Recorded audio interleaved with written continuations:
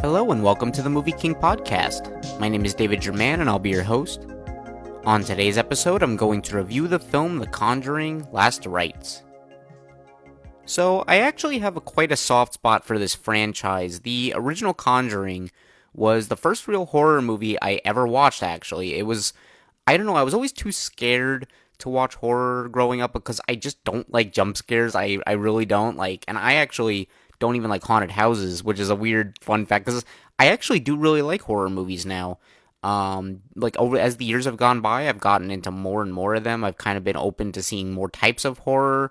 I just don't like jump scares. I don't like haunted houses. And the thing about jump scares to me is that I think they're startling, but they're not scary. Like they're not like they don't make me think about them for a while, but they're annoying in the moment, so I don't like them. It's like a door, getting slammed, and it's not fun to watch a jump scare to me. Some jump scares can be very well done and deserve praise, but for the most part, jump scare horror is not my thing. But anyway, this was the first horror movie I ever watched, the original Conjuring, and it was because my sister got me to watch that first film when a little after it came out, and she said it was really good, so I was like, all right, I'll watch it. And I found that it was actually a really good movie. It's driven by characters I deeply cared about in Ed and Lorraine Warren, and I still say they're probably one of my favorite on-screen couples to date, not just in a horror movie, but any movie ever. Like, I really love the two of them together. I think they have great chemistry, really good characters. I really like them a lot. And it was also a very scary movie, but not so much so that I couldn't handle it, like I realized that horror movie trailers are often scarier than the movie itself. Like it's a really weird thing to say. The main example of this to me was like the movie Lights Out then from 2016. That movie, the trailer came out, I was like, I don't think I can watch that movie. Like that movie looks too scary for me. And after I watched The Conjuring, I was like, you know what? I'm gonna give that movie a watch. Maybe it was a few years later, and I was like, this isn't even that scary. Like it's really not.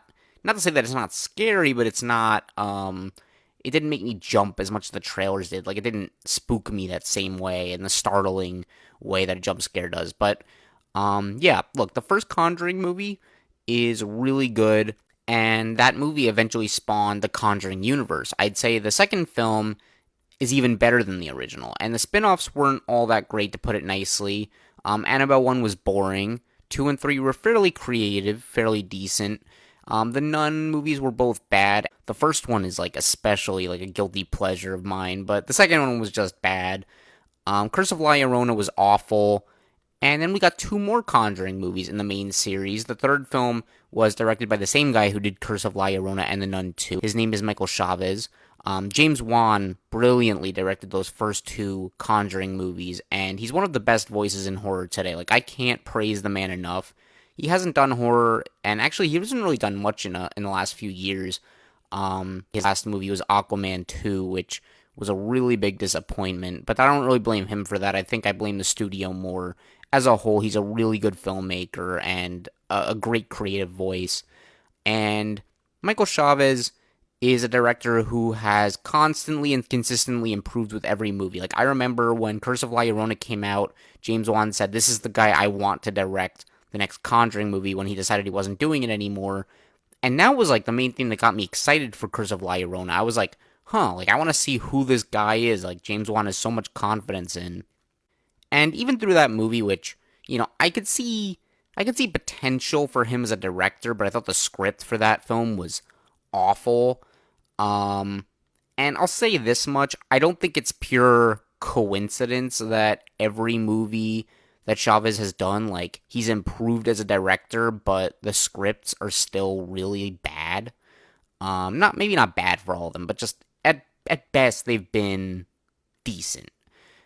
His scripts have never been a strong suit, and he's not the one writing them, but the scripts are never, one of the better parts of the film. And I think that's very unfortunate, because I think if Chavez did have a good script to work with, the same way James Wan does, I think he would be a much better filmmaker as a whole. Like, his movies would be a lot better. But as for the Conjuring movies he did do, the third film was very mediocre. It had some great ideas, but mostly just felt like another jump scare horror movie. Like, the first 2 Conjuring movies had jump scares, but they were creative. They built tension. They really like kept your heart, like pouncing and pulsing. Like it was a very good movie. And The Conjuring 3 just felt like guy walks through a hallway, stops, it's very quiet, there's no music, and then he turns around and something pops out and he jumps. That's what The Conjuring 3 was, and that's just not up to par, I think, with the first two films. It had some great ideas, but it really just didn't deliver. And it's all held together by the Warrens as characters and, and how much attachment I already have for them. But if you take that away, the movie itself is really nothing notable. Like, I haven't been interested in rewatching The Conjuring 3 once since it came out, already about 4 years ago. And with that being said, though, let's talk about The Conjuring Last Rites, the most recent new Conjuring movie. And it's supposedly the final movie in, I guess, this series with Patrick Wilson and Vera Farmiga as the Warrens, and it closes out this phase in the Conjuring universe. It's kind of like, I kind of been joking around like it's the Conjuring Endgame, like it feels that way, and even watching the movie at times you kind of feel that like, wow, they're really just trying to just tie the whole thing together, but I don't know, to be perfectly honest, this franchise has burnt me out lately. Like, I used to be excited for each movie to come out, and even like the spin-offs, like Annabelle and The Nun, like I was like, oh, that looks cool, like I want to see that, but the last bunch have just been so lackluster and disappointing that it's made it hard to be enthusiastic for another one, especially when it's the same talent involved time and time again. Like Michael Chavez, as I said, he's directed, this is his fourth thing in the Conjuring franchise, the Conjuring universe, and I don't think anything he's done has been great, so why would I be that excited for his next thing? But I will say, for the first 20 to 30 minutes of Last Rites, I was very, very impressed. I was really enjoying myself, and they brought back some of the heart and soul that had been missing in this franchise for years. It's the heart that I thought was in The Conjuring 1 and 2 especially. It was in a little bit of Annabelle 2 and 3 as well, but really, not nearly as much as those Conjuring films. The first ones, and those were great. And this beginning of the fourth movie implied that the movie would be very personal and dive deeper into the family relationships in the Warrens, and that got me interested. I was like, ooh, this could be a really good movie. This could be very personal and very heartfelt. And the movie did do that to an extent, but it was a lot of other things as well. But I still stand by what I said about Chavez as a filmmaker. This is definitely his best work yet. He did a really good job putting this movie together. I also think that he does a good job of building tension and scares. The movie isn't all that scary, but there are good attempts at making the audience scared. It's not just a character walking down a hallway, turning around, and then having a jump scare. It actually feels like built tension, kind of like what the first two Conjuring movies had, and some of the Annabelle movies had as well. And it's less like cheap. And I think he's just gotten better with that over time, like just kind of understanding horror better and not just doing the same thing over and over again. So I appreciate that. I think he's been getting better as a filmmaker, and honestly, I mean, I think, I would be interested to see what he does next. I hope he gets a better script, though. But just getting into some of my issues with this film, a big one is that the movie feels incredibly bloated. This movie is a bit over 2 hours, which is fairly long for a horror movie. It's about the same length as the second Conjuring, though. And considering the movie doesn't have that much of a story, it feels like it drags on for a while. Like, especially after those first 20 to 30 minutes that I really enjoyed, really liked, I could tell that the movie was stalling for time until it could inevitably get the Warrens to investigate what's going on with this other family. And a lot of time beside that is dedicated to either focusing on the family that needs an investigation and how the paranormal is affecting their family. And then we spend a lot of time with the Warrens themselves as they kind of reflect on their time as paranormal investigators. And they're trying to protect their daughter, who is going through some stuff and also has a new love interest at the same time. To be honest, I found the whole love interest thing to have way too much screen time. It would have been a nice little thing to add on to the movie as like a little, kind of just a cherry on top kind of thing of like, oh, what's going on with, the daughter and her boyfriend, but it actually is more of a subplot here. And I wasn't crazy about that. The boyfriend has a surprisingly large role in the movie, which I just didn't care for. Like, he wasn't annoying me, like, I wasn't like, God, this character sucks, but I was just like, I'm here for the Warrens, I'm even here maybe for the daughter a little bit. and I'm here to see what happens with this other family, but I don't really need the boyfriend. Like, the boyfriend was just an addition to this movie that didn't really make it better, in my opinion. There's one nice scene, or maybe two nice scenes with him in it. Otherwise, you could have really cut it out. But I do have one big pet peeve with the film regarding the Warrens, and it's made out to be this huge deal with Ed, and it's following up something from a previous film that happened, and the movie makes a big point of this, and that the couple have done away with investigating for the time being because of this. And then the second half of the movie just kind of ignores it, and it isn't brought up in any meaningful way. Like, something happens in the second half of the movie where they kind of have to just kind of go against their gut feeling. And I was waiting for that moment where the characters would have a discussion about it, like, and talk about the effect of things and like how this could not be a great idea. And it just never happened. And I just thought that was a very big missed opportunity that they didn't do this. I really was kind of like, why wouldn't you do that? And I just felt like it wasn't very satisfying considering how much time the movie took to get going. Like, once we got there, I was just like, we're just gonna pretend this didn't happen, like nothing happened. And I'm trying to be very vague here because of spoilers, but you'll know it when you see it. It's just kind of, that was probably one of the things that bothered me most about the film. And I don't know if anyone's really gonna, notice it too much. It might be just like a nitpick for some people. For me, it was a big issue because my main issue with this film is just how slow it is and how much time it takes to really get to the meat of things. And and then to not even really address the thing that took so long, like address the problem that made this movie take so long to get going. I just didn't love that. Yeah, that wasn't great.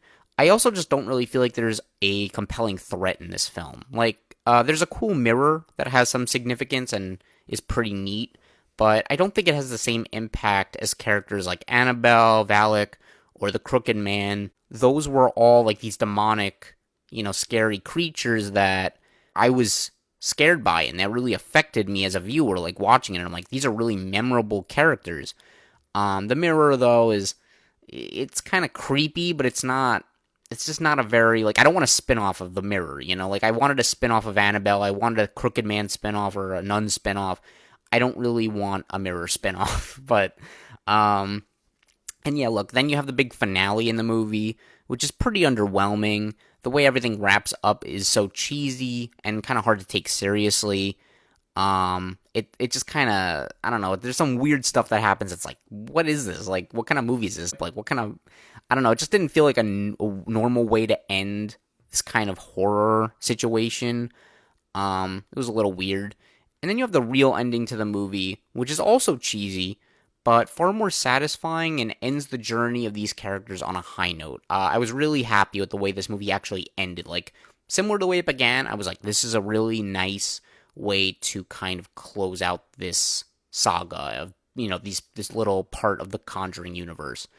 And, it got a little bit cheeky. Like, there were a few, like, I'm trying not to spoil it, but there were a few, like, appearances from people that I smiled at and was also like, why are they here?